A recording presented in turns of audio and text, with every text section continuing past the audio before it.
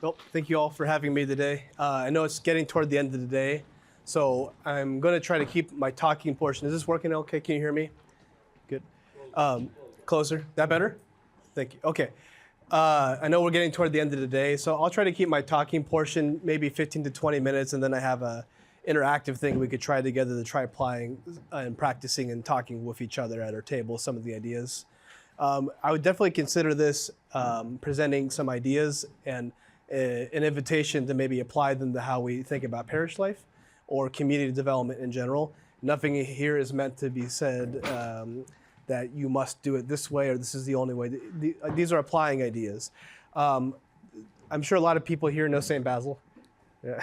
So in a lot of spaces I go to, no one knows about St. Basil. And funny enough, I developed this model that I'm showing up here up the top. And in my career work, I do a lot of community development work. And I started using this model. And in many spaces I go are often secular spaces.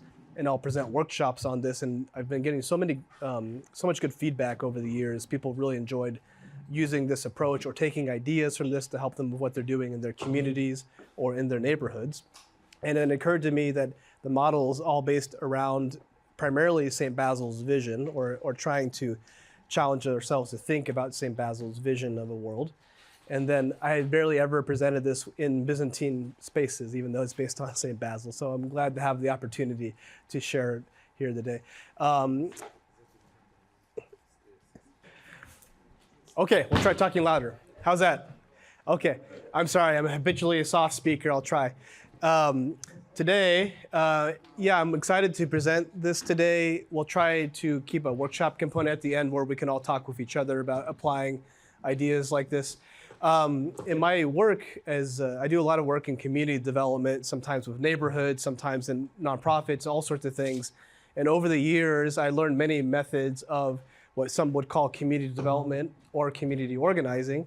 And after a while, I started to really question if some of the methods that are common in America are always in line with a good philosophy or good theology. And I wanted to develop a new thing. I didn't completely develop a new thing. I basically just read St. Basil and wondered what would it mean to really challenge ourselves to think about someone like St. Basil, their social vision, and what would that mean for applying that to community life or even neighborhood initiatives. And over the years, I developed this model. In total, it's actually a 100-page document, which is shareable. It's open source. If anyone wants me to email it to them later, I'll share it. But I've used this in many spaces and workshops and trainings, and people have really appreciated it. And funny enough, most of the spaces where I've presented it have been secular spaces. People have never heard of St. Basil before. And people really gotten a lot out of it. I've been very surprised. And it was funny when I realized I actually hadn't presented it a lot in Byzantine spaces, even though it's based on St. Basil. So I'm trying to spread it around more or spread the ideas. I'll start with this. I was sharing some of the ideas from this the other day with my friend at church. And again, I go to St. Luke's Byzantine Catholic Church in the Kansas City area, technically Sugar Creek.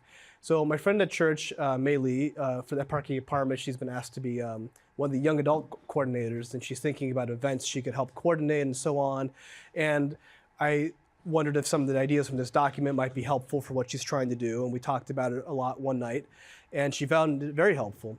But she shared an interesting story. She said back when she went to a church in California, the young adult groups there, it wasn't a big thing, but they would often just on their own at their church, there's maybe just a dozen young adults, they would organize together bowling nights or theology on the tap. This was not some formal program from the diocese, they just did it. And it went really well, it was consistent for several years, and it was great. And she mentioned, it's not really good as in the Kansas City area. There's a young adult ministry that's a formal program called City on the Hill. Really great program. Formal program, large attendance, huge events. So she said, what she used to do in California wasn't quite as good as City on the Hill. And I gave her a different perspective based off of my training in community development. I said, actually, what you're describing to me is better than City on a Hill in a sense. Why do you think I would say that now? Because is success really just about how many people come to the event? And I have a feeling a lot of people here know that, because we often have Byzantine parishes which sometimes are a smaller parish. We're sometimes trying to go from surviving to thriving. I know at St. Luke's, I've been there around 9 years, and We're such a thriving parish now. We're so thankful that Father Michael was there for several years until recently, and we love him very much. And I remember at the beginning of my time at St. Luke's, there was maybe a third of the size of the families there as we do now. There was maybe 20 people, 20 families altogether. So small, but we've grown so much to being thriving. My observation as I was kind of growing in the East, I'm kind of new to the Eastern world in the past 9 years, but at the same time as I developed in my career in community development, I was often trying to observe in different spaces, whether secular spaces or religious spaces, like what does community development really mean? And what does it mean to get more intentional and take different tools we can use that might be helpful for what we're doing? What we're doing could mean many things. Sometimes community development, people think that means a very radical thing. In my mind, sometimes it's as simple as deciding where we move the coffee machine. It just depends on what the community is trying to do. At St. Luke's, we have such a great problem now that we have too many people and our building isn't big enough. And we've had a great community discernment over the past several years to finally feel open to looking at new spaces, and bit by bit we're getting there. It's a wonderful problem. Thank you. Thank Father Michael, the parishioners of St. Luke's. We're all growing together really well.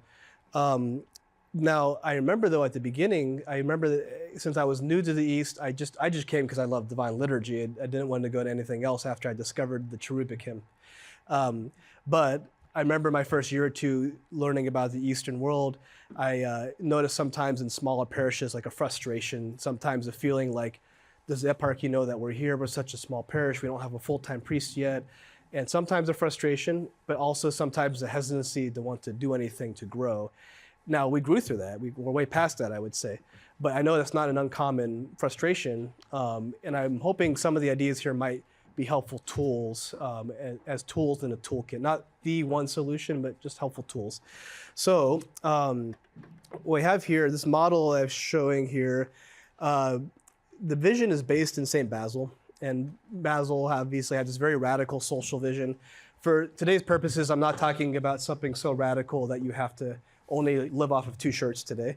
But I just mean, there's a sense, Basil had this sense, it seems to me, that everyone in his community could really make something happen. It was based off of a gospel vision. This is the man who wrote some of our divine liturgy. It was based in theological truth, and it was about a Christian community living in Christian love. And you all might know he got this idea from reading the Acts of the Apostles in the first Christian community, the first Christian community that shared from everything in common and put everything at the feet of the apostles to share with the community. It's a very interesting vision. I'm not talking about today material resources. I also mean there's many gifts in the table at any parish, including spiritual gifts, everything that we all share at the community. Now, what I found in community development, whether I'm around a parish or at one point I used to work for the Diocese of Kansas City, Missouri. I worked on lots of program development.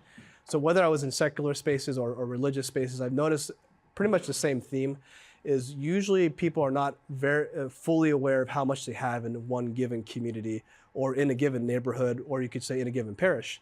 And there's tools that can help think about that more intentionally. So what I found as I was starting to apply these ideas and develop them, I got a great opportunity. I lived around the time of COVID. I lived next door to a community called Jerusalem Farm. It's kind of like a Catholic worker house, and their specialty was doing home repairs in our neighborhoods called the neighborhood of the Northeast of Kansas City. And they'd worked on so many homes, they never charged interest for this work. Most of the people in our neighborhood could not afford the cost of these home repairs, often had code violations they couldn't afford. So J-Farm had so much trust in the community because they worked in a different way. They were not in a rush. They're not just trying to make more money. They would know people. It was real relationships throughout the community. People whose houses they worked on 10 years ago will still come join Jerusalem Farm for a community dinner to this day. Very different way of working. So I tried using some of my community development skills, and we would put together our minds and their community trust and my background, and we worked with an economist too. And we started applying some of these ideas. As it turned out, Deacon Jordan, he's the co-founder of Jerusalem Farm, Roman Catholic deacon. He also loved St. Basil. So we talked a lot about St. Basil. We thought about what would it mean to be challenged by these ideas. not in a literal way, but the spirit of Basel, a strong community vision. So what we found was we ended up settling on a survey. I personally am not a big fan of surveys. Surveys don't tell you everything you need to know. But what really will tell you what you need to know in a community is just talking and listening to people and hearing the stories and making space for that. So sometimes surveys at their best are where it's not just about data, but it's really getting a space for the voices normally not heard to be heard. So we thought about a very intentional survey experience. It took a long time. It took over a year, and it became eventually one of the largest surveys. Actually, it was the largest survey in the history of that neighborhood. It's a 100-year-old neighborhood in 7 languages. Many voices were heard. We even took time to talk to people who lived on the streets. Many people's voices got heard about their concerns and their aspirations for the neighborhood. And that ended up being so effective that to this day, there's people from the local city government who ask me sometimes for copies of that report, because they knew that we took the time to really talk to people individually throughout the neighborhood. It wasn't just data. Now, a lot of people in our neighborhood are really proud of that project because a lot of people from the community got involved through Jerusalem Farm or through my work and so on. But not everyone knew that Jordan and I, we very much based it in the vision of St. Basil. We were really trying to think, what would that kind of social vision help us think about? To this day, I've seen changes in our neighborhood. This is an example where a local coffee shop, they are not just a coffee shop, they're kind of the community gathering place in our neighborhood. And one day last October, a woman who, she was a little older and I don't know the whole story, she lost her housing overnight for some reason. And she just didn't know anyone. So she walked to the coffee shop because she knew that was kind of a community space. The coffee shop is not a social services organization, but we had the kind of community built in that area of the neighborhood where people really thought about community and looking out for each other. And so the coffee shop owner personally took time all day to call anyone he knew in the neighborhood, because he knew a lot of people who lived in that neighborhood all knew social services networks and so on, until he found a connection so that she would not live on the street that night. Now, that coffee shop asked me for ideas at times about community development because they know they have a good community spot. But they don't always know that everything that I'm telling them was really based on Basil's vision. I keep coming back to that. I really think there's just so much in that many tend to overlook. So because that's St. Basil's vision is so long ago, though, we have a lot of historical documents about it. You can read his theology. He had a lot of challenging homilies. To this day, every time you read them, they're very challenging. But sometimes that can seem like so long ago in history. What would it mean to get some practical tips about what you would do besides reading his homilies? So what I found was helpful over time, and the way I developed these 3-circle method here, it was the idea that you would base the vision and that kind of Basilian social vision, and then there's some modern practical methods that could be more effective and immediate if people need that guidance. So ABCD, asset-based community development, has anyone heard of that before, by chance? It's a pretty well-established method of community development. It's nothing too fancy. It has this long name because the founders of it, when they were kind of legitimizing what it was, they were people who understood what real community change looks like, which is just creating community opportunities, creating space for community to come together. It was not that radical, but to get it accepted from universities, they had to make big names for it, so they came up with asset-based community development. You don't have to use such a big name. All it really means is they realized that there was a pattern to when communities of any sort, whether it's at a parish or a neighborhood or even on a larger scale, when communities succeeded in getting the changes they wanted to get, all it was that they had a space where the community could come together. They could kind of, in whatever terms they would use, in some way map out what their community gifts were and see it all together. And when the community could see for itself how to connect those gifts together to work toward the changes they wanted, then those changes would happen. And that sounds so basic, but sometimes if you've ever thought of any initiative you've seen in a community or in a parish, that some have worked and some have not worked, sometimes these tools like ABCD give you something solid to say, oh, here is why that didn't work, or here's why it did work. Usually what it always comes down to is, was there a space for community to come together to take ownership of what they're trying to do, and so on. Now, these are not always things people are aware of. Some people do this naturally without having any training on ABCD. It's just how community change works. I saw it happen at one point. I left St. Luke's when I was discerning, and I came back, and I noticed, man, we had this building fund that started really small, and it was huge by the time I got back. To me, those are natural examples of ABCD. When a community kind of has that clarity of what it is they need to do, what changes they're trying to work toward, sometimes it can happen very fast when there's that space to create the clarity and to put the community resources together. But so much of it is being based in, again, the spirit of, I would say, St. Basil, or gospel vision that really guides us. I think it's the most important thing. So I just witnessed in St. Luke's, for example, we've grown so much, but I don't think anyone in St. Luke's would say we grew because of one single parish event. Most people would say we've grown because people really care about praying the liturgy.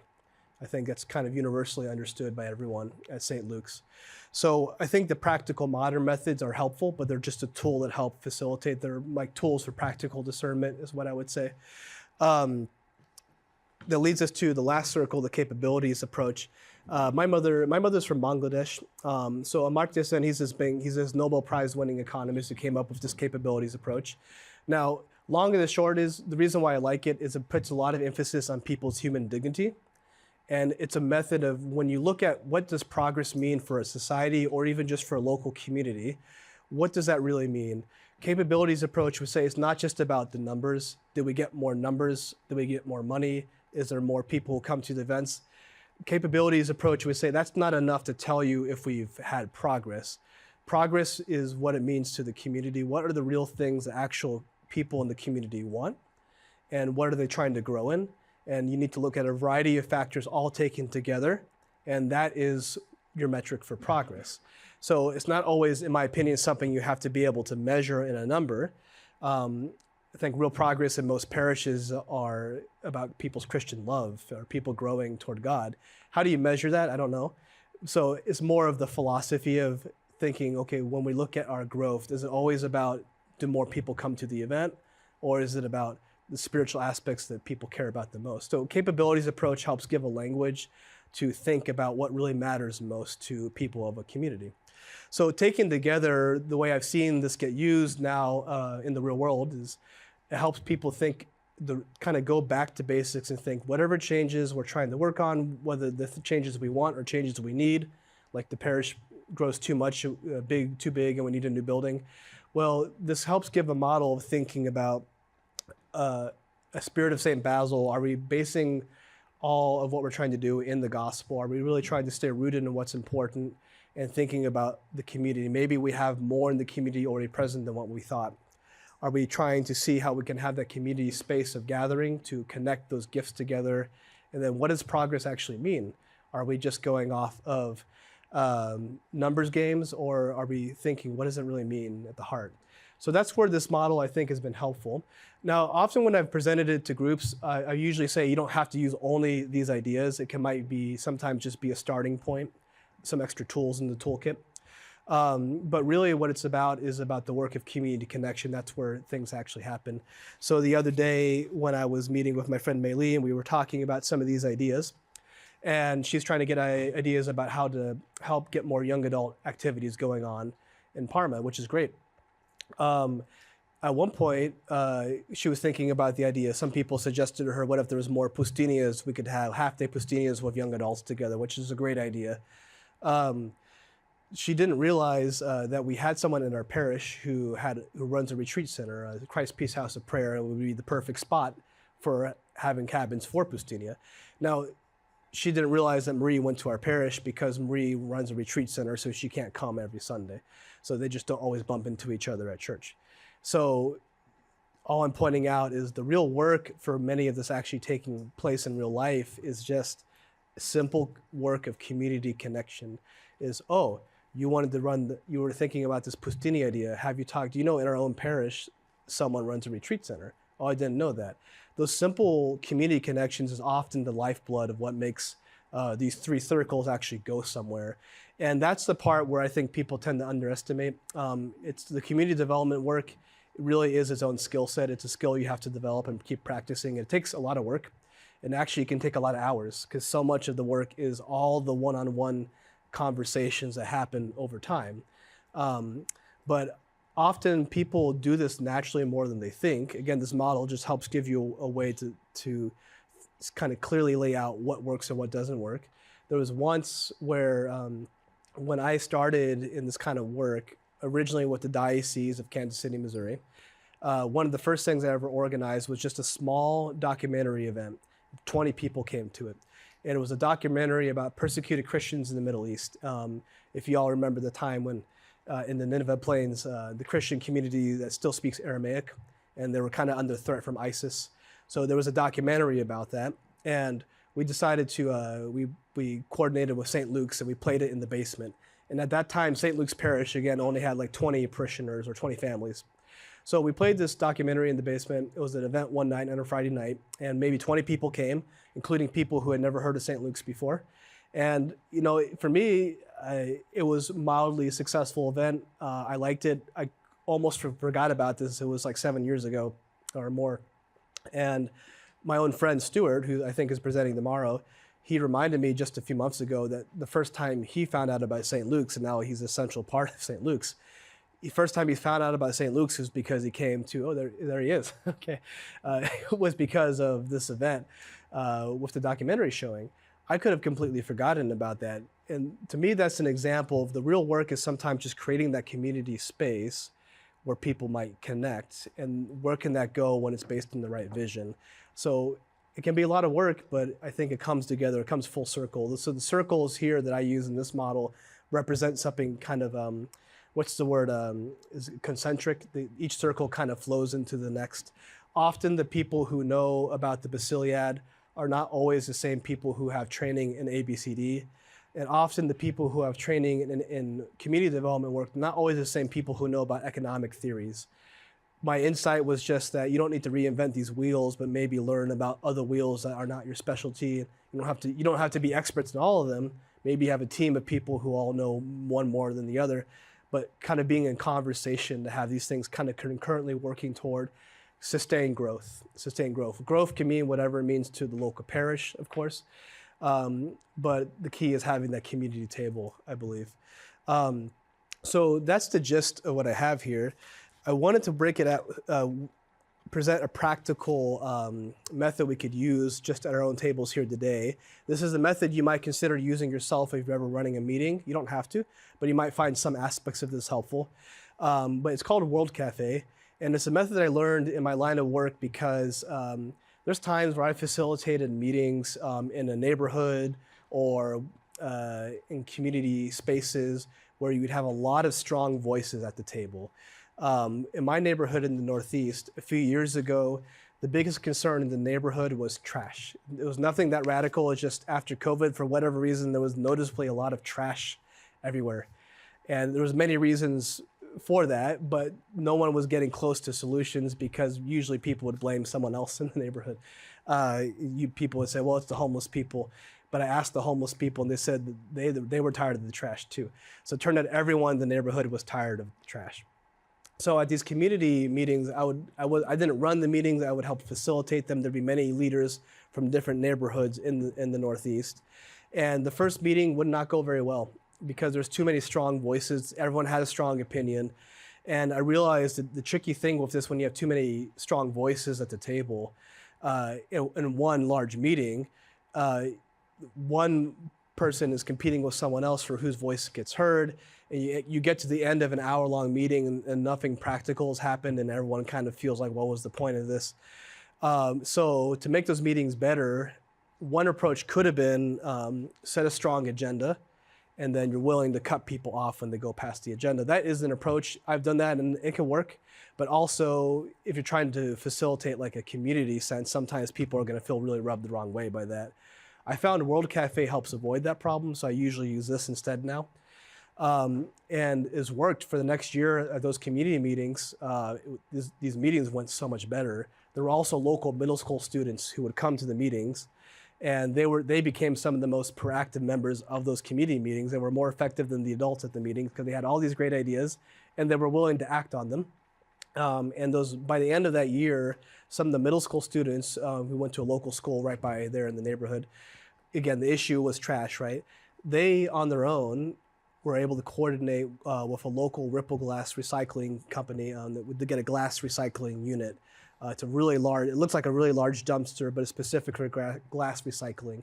And they were able to organize. They had a little help from their teachers, but then largely they did it on their own with some community support from people in the neighborhood at the meeting to be able to get this glass recycling unit in our neighborhood.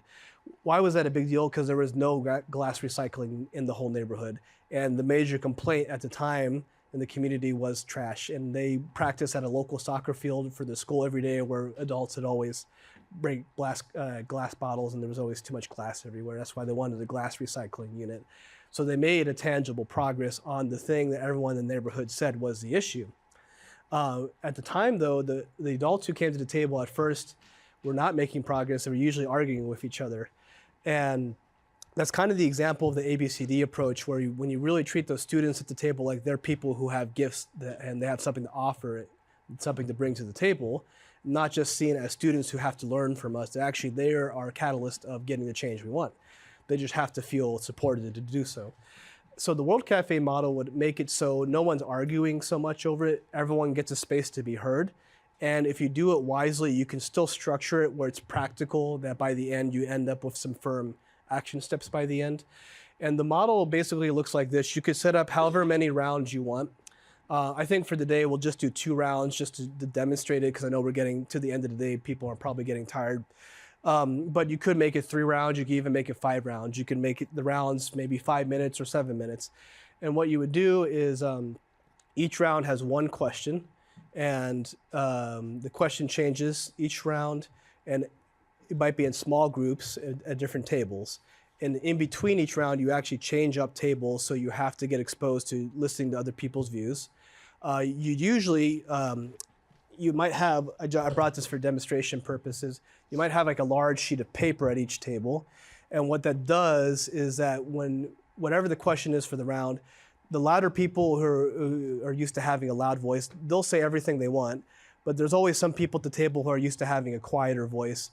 They can just write on this whenever they want, so everyone's voice still gets heard. In between each round, you pause, and everyone presents, okay, here at our table, we talked about this, and you show it to the room, and everyone presents. That can take a little time, but by the end of it, you put everyone's papers on one wall, and you can see all the community wisdom shared all together. So what you get in effect is everyone feels like their voices were heard, no one's ignored, but people know in practice that not everyone's ideas are a good idea. So you still have to narrow down by the end of the meeting to what's practical. So you could structure it where, just example would be, if the meeting was, I'll go back to the neighborhood example, but there's neighborhood meetings about trash. Well, one time I would make it where the first round of 5 minutes, people would talk about what is your major concern in the neighborhood? And most people eventually would come back to trash, but it was pretty open-ended at first, so people could bring up all sorts of concerns. After everyone saw what everyone else shared, it was very clear that the consensus was trash was a major issue. Second round was, okay, based off of that major issue, that's the biggest point of concern. What are your ideas? What will we do about that? And everyone can have all these different ideas, and you get a space to put them all out there, and you hear everyone else's ideas. But then we realize, as you're hearing other people's ideas, that some people have the same ideas, or sometimes other people's ideas are better than your idea, but you're not arguing over it, you're just naturally seeing it together. And then you make the last round possibly, okay, based on the ideas we've heard today, we can't do all of them. So if you can narrow it down to 2 to 3, what would they be? And everyone gets to talk about that at their group and naturally figure out how to narrow it down to what's practical to focus on now. So you can kind of use the World Cafe method at times to be practical, effective, but also everyone gets heard. And you could also combine it with a prayerful experience if you want a prayerful discernment. So I think a World Cafe is basically a practical discernment method when you have a large group. You could start the meeting with a prayer. You could end with a little bit of a minute of silence praying together. You can make it prayerful too. You just have to allot enough time and think wisely about how you structure the meeting. But it's very doable, and I've done it many times, and you can make it work within an hour or less if you're careful on the timing. So that's my question to you all. Would you be open to trying 2 rounds of that World Cafe together? You can stay at the table as you're at. You don't have to move. Does everyone feel okay with that today? Take advantage of it. Okay. So I've been told you all already have paper in your folders. So you can use that. Let me know if you would like to use a large sheet of paper. I have extra ones if you'd like to use them, but I know we might have limited table space, so it's up to you. So just with your first table, we'll make the first round about a 5-minute round. And for time, maybe we'll just do one round because we're getting close to 3 o'clock. I know we need a break time before the next session. We'll do one round. And I'll just make it based off a very open-ended question today, just off the Basiliad. I'll connect it to the ABCD. So with your table, just discussing and writing out those ideas on a paper together, or even drawing pictures if you want. How could you see if more people at your parish were aware of the Basiliad? In what ways could that help challenge people to grow their parish life? I'm making that a very general statement. I'm not implying there's anything that has to look like, but in what ways would the Basiliad help people grow the parish life? That's one question. And you can connect it to, if you have time to do it, just listing out any of the community gifts that you know of in your local parish. And the gifts can be a very general term. Some things are overlooked. Someone who knows how to sew, that is a community gift that sometimes gets overlooked, but that might be something you can connect together to other gifts in the community to help with the things we're trying to work on. So 2-part question, how would Basil's vision help us grow? What are some of the gifts that you're aware of within your local parish? Those 2 questions. So how about we take about 5 minutes on that, just talking together with your group. And then, is that good? Yeah. Do I? Sorry, I can't hear. Okay, so let's go take 5 minutes with your group and then we'll come back together at the very end there.